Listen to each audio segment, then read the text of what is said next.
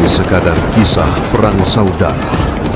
Ia adalah riwayat dosa yang diwariskan, janji yang tak pernah benar-benar ditepati, dan dharma yang selalu menuntut tumbal.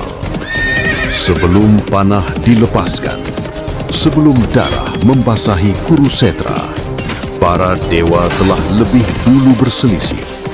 Para resi telah menanam benih, dan manusia hanya menuai akibatnya. Di tanah Barata, kebenaran tidak selalu menang.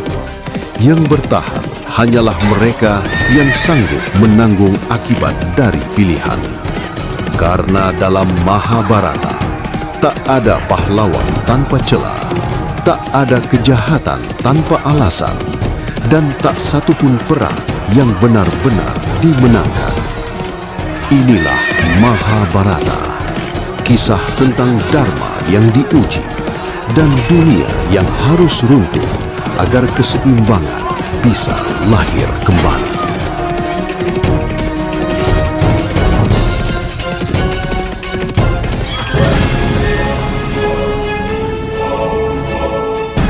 Kerajaan Wirata yang megah dan juga dikenal sebagai Kerajaan Andong Wilis adalah sebuah negeri di bawah kepemimpinan Prabu Basupati.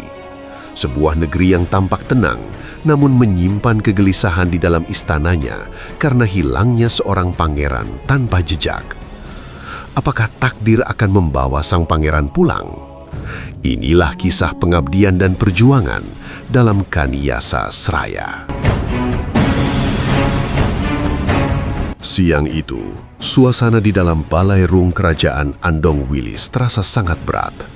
Prabu Basupati terlihat duduk di singgasananya dengan tatapan kosong, sementara di hadapannya Patih Wakiswara, Raden Basumurti, serta para begawan agung seperti Begawan Radya, Begawan Aweda, dan Begawan Akestu tertunduk dalam diam yang panjang. Suara embusan angin yang masuk melalui celah jendela besar menjadi satu-satunya bunyi yang memecah keheningan di ruangan itu. Basumurti, sebenarnya apa yang ada di dalam pikiran adikmu itu? Prabu Basupati akhirnya bersuara. Nadanya rendah namun penuh dengan kekecewaan yang tertahan. Ia tidak habis pikir mengapa Raden Kaniyasa, putra angkat yang ia sayangi seperti darah dagingnya sendiri, tega meninggalkan istana tanpa sepatah kata pun. Raden Basumurti hanya bisa menghela napas panjang. Ia meremas gagang kerisnya dengan pelan untuk menenangkan hatinya sendiri. Ampun Ayahanda Prabu, hamba pun tidak menemukan tanda-tanda sebelum kepergiannya.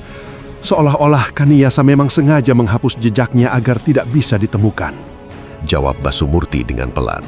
Di tengah pembicaraan yang penuh duka itu, terdengar suara langkah kaki yang mantap bergema dari arah pintu gerbang balairung. Seorang pria dengan pakaian asing yang mencolok masuk dengan dagu terangkat. Ia mengatupkan kedua telapak tangannya di dada, memberikan salam yang formal namun terasa kurang akan rasa hormat. Hamba adalah Patih Abisatya dari kerajaan Duhyapura di tanah Hindustan. Ucapnya dengan suara lantang yang menggetarkan ruangan. Kedatangan hamba ke Andong Wilis untuk menyampaikan mandat dari raja kami, Prabu Durapati, untuk meminang Dewi Kaniraras. Prabu Basupati mengernyitkan dahi, melirik ke arah para begawan yang juga tampak terkejut.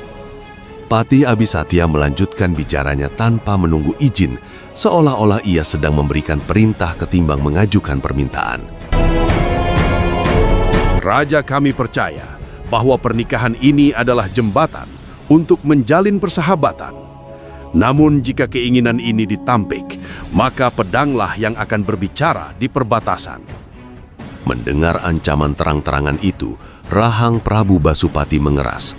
Urat-urat di lehernya tampak menegang. Ia teringat pada keponakannya, Dewi Kaniraras, yang masih dalam masa berkabung setelah suaminya, Empu Kanumayasa, tewas dalam kecelakaan kerja yang tragis. Kembali ke rajamu, Abisatya. Basupati berdiri dari singgasananya. Suaranya menggelegar, menggema memenuhi balairung. Katakan padanya bahwa Wirata tidak bisa diancam dengan kata-kata kosong. Jika ia ingin menyerang, silahkan mulai saat ini juga. Pati Abisatya tersenyum tipis, sebuah senyuman yang penuh tantangan, sebelum akhirnya berbalik pergi meninggalkan istana menuju perkemahan pasukannya. Prabu Basupati tidak membuang waktu. Ia segera memerintahkan Patih Wakiswara dan Raden Basumurti untuk memobilisasi pasukan di luar istana, di mana para Arya sudah bersiap dengan senjata terhunus.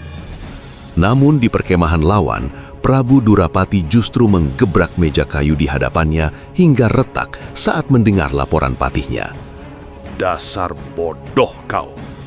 Aku mengutusmu untuk melamar dengan hormat, bukan untuk menantang maut. Prabu Durapati memaki dengan wajah merah padam. Meski amarahnya memuncak, ia sadar nasi telah menjadi bubur.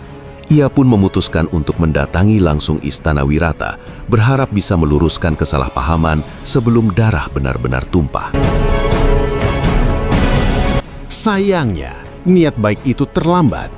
Pasukan Wirata yang dipimpin oleh Patih Wakiswara dan Raden Basumurti sudah berada dalam posisi menyerang. Tanpa peringatan, panah-panah mulai berterbangan. Basumurti memacu kudanya, menerjang ke arah rombongan Duhyapura dengan keris terhunus.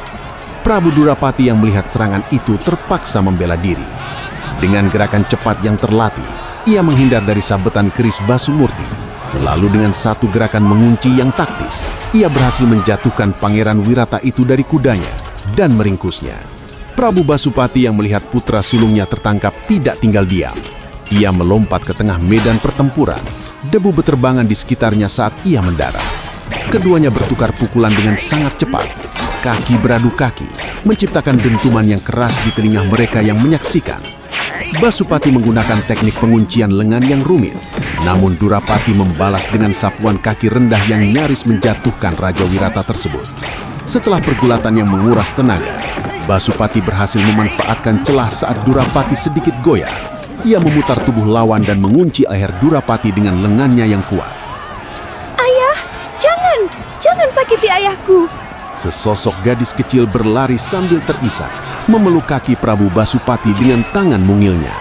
Ia adalah Dewi Dalupi, putri Durapati. Tangisannya yang jujur meruntuhkan amarah dalam hati Basupati. Perlahan, ia melepaskan cengkeramannya. Di tengah napas yang tersengal-sengal, Prabu Durapati bersimpuh dan memohon maaf, menjelaskan bahwa semua ini adalah kesalahan cara bicara patihnya. Ia juga mengungkapkan jati dirinya sebagai putra mendiang Prabu Basukirata, sahabat lama ayah Basupati. Ketegangan itu pun mencair, digantikan oleh cerita-cerita lama tentang persahabatan leluhur mereka di tanah Hindustan. Kini, dendam telah sirna, namun sebuah syarat berat untuk pernikahan masih menanti di depan mata. Akankah Raden Kaniasa ditemukan sebelum pernikahan agung itu digelar? Dan rintangan apa yang harus dihadapi oleh utusan Wirata di tengah hutan belantara yang penuh misteri? Simak kelanjutan kisahnya hanya di Wayang Opo Maneh. Terima kasih telah bergabung dan sampai jumpa.